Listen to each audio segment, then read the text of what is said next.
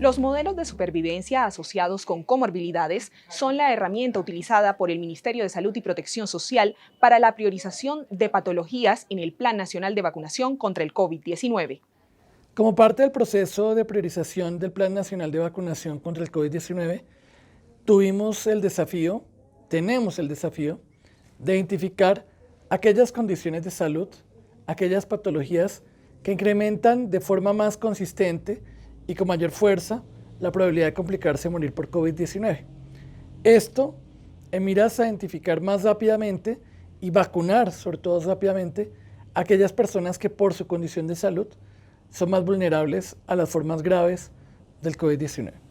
Para ello realizamos revisiones sistemáticas de literatura, algunas de ellas acompañadas por el IEDS, tratando de identificar en la literatura internacional cuáles son las patologías que de manera más consistente, es decir, más repetida en los estudios, se asociaban con las formas más graves de la enfermedad en diversas poblaciones. Pero adicionalmente estamos trabajando en utilizar la información de los sistemas de información nacionales, del CIVIGILA y del sistema SETCOVID, en donde es posible obtener lo que se llama el tiempo al evento, es decir, el tiempo que pasa desde que una persona comienza síntomas hasta que esta persona muere, y con base en esto se ajusta lo que se llaman modelos de supervivencia para tratar de estimar cuáles son las patologías que incrementan el riesgo, técnicamente diríamos la velocidad de muerte, cuáles son aquellas patologías que con mayor fuerza incrementan esa velocidad de muerte. Dentro de ellas encontramos particularmente el cáncer, el EPOC, enfermedad pulmonar obstructiva crónica, la inmunodeficiencia particularmente por VIH, las enfermedades cardiovasculares, la enfermedad renal crónica y la diabetes. Esto es consistente con la literatura internacional, pero son datos locales utilizando millones de observaciones de casos confirmados en el país que nos permite con evidencia propia identificar cómo incluso ajustando por edad estas patologías muestran un mayor riesgo de muerte y de complicaciones, y utilizando esta información nacional es que hemos procedido con el Plan Nacional de Vacunación a priorizar estas patologías, las cuales fueron de las primeras incluidas en la etapa 3, aprovechando además que están disponibles en la cuenta de alto costo. Por supuesto, hay otras patologías de las cuales la evidencia es difícil de obtenerla localmente porque su prevalencia es muy baja. Para ello hemos recurrido tanto a la evidencia internacional como al concepto de varias sociedades científicas y agremiaciones médicas. Colombia tiene 13.100 camas UCI habilitadas, de las cuales solo están disponibles actualmente el 12% según el reporte de los prestadores de servicio de salud en el REPS. Para el día de hoy, del total de las camas disponibles de unidad de cuidado intensivo, el país tiene el 87% de ocupación, es decir que solo tenemos un 13% de disponibilidad. Es importante que conozcamos que hay 3 grupos de unidades de cuidado intensivo, de camas que las hemos clasificado. El primero es las unidades de cuidado intensivo que están con pacientes con infección por COVID, que para el día de hoy es del 57%. Tenemos un segundo grupo que son los pacientes con sospecha de infección por COVID, que para el día de hoy tenemos UCI en el 7%. Y el último, que son los pacientes que están con hospitalización en unidades de cuidado intensivo por diagnósticos distintos a la infección por COVID, que para el día de hoy es de un 24%. Es de resaltar que tenemos unos departamentos en donde tienen más del 30% de la ocupación de sus unidades de cuidado intensivo por diagnósticos no COVID. Entre ellos están Bolívar, Sucre, Atlántico y Caquetá. Adicional, por los grupos etarios, hemos encontrado una diferencia en la ocupación de las unidades de cuidado intensivo a diferencia del inicio del comportamiento de la pandemia. Anteriormente eran mayores de 70 años los que predominaban en las hospitalizaciones por COVID en unidades de cuidado intensivo. Actualmente el grupo prioritario son de 60 a 69 años, seguidos de 50 a 59 años y menores de entre 40 y 49 años. Esto que nos muestra el impacto que ha tenido la vacunación en la reducción de la ocupación de las unidades de cuidado intensivo y nos invita a continuar con las medidas de autocuidado y autoprotección como son el uso del tapabocas, el lavado de manos y el distanciamiento social. La inmunización contra el COVID-19 avanza en nuestro país, lo que contribuirá a la reducción de la incidencia de casos graves y la letalidad.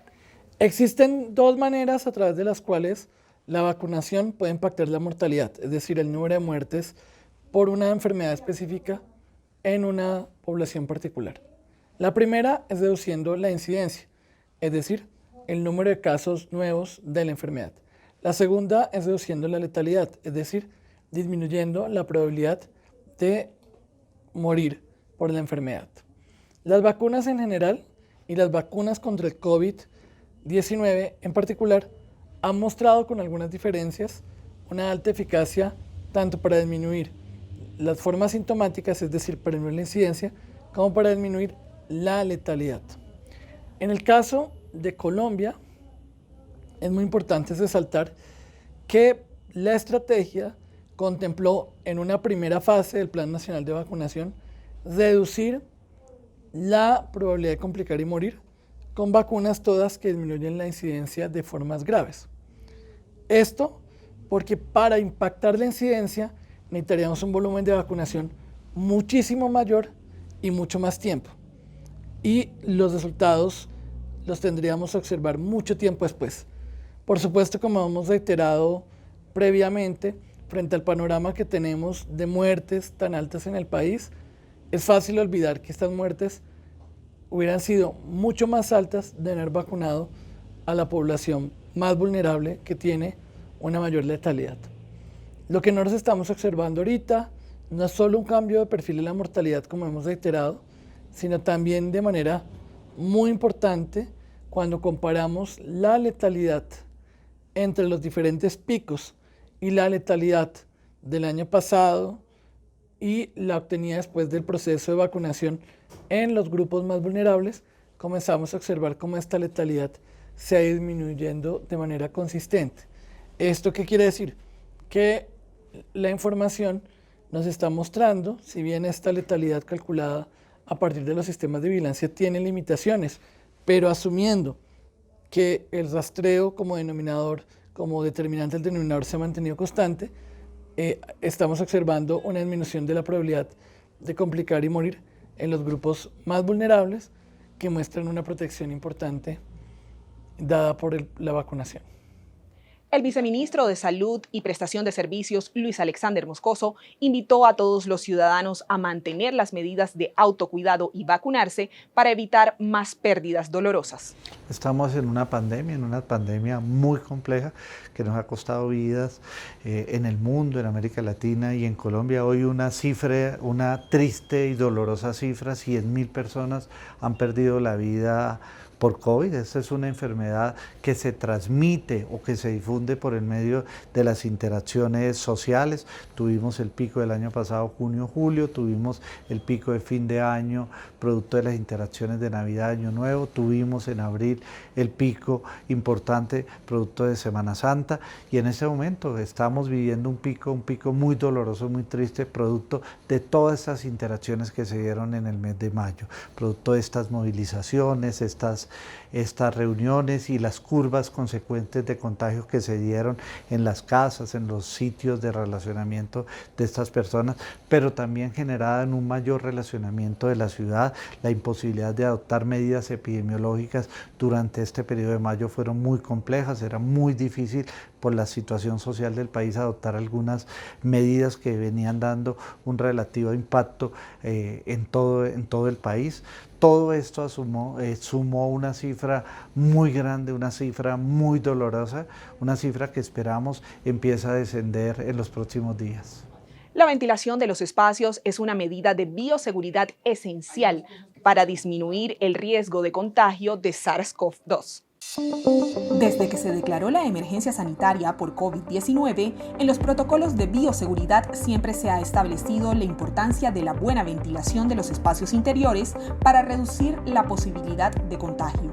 Renovar el aire es necesario para evitar cualquier tipo de infección respiratoria aguda, entre otras enfermedades, ya que así como el COVID-19, hay otros virus que se transmiten por gotículas o aerosoles que quedan suspendidos en el ambiente después de acciones como hablar, cantar o gritar.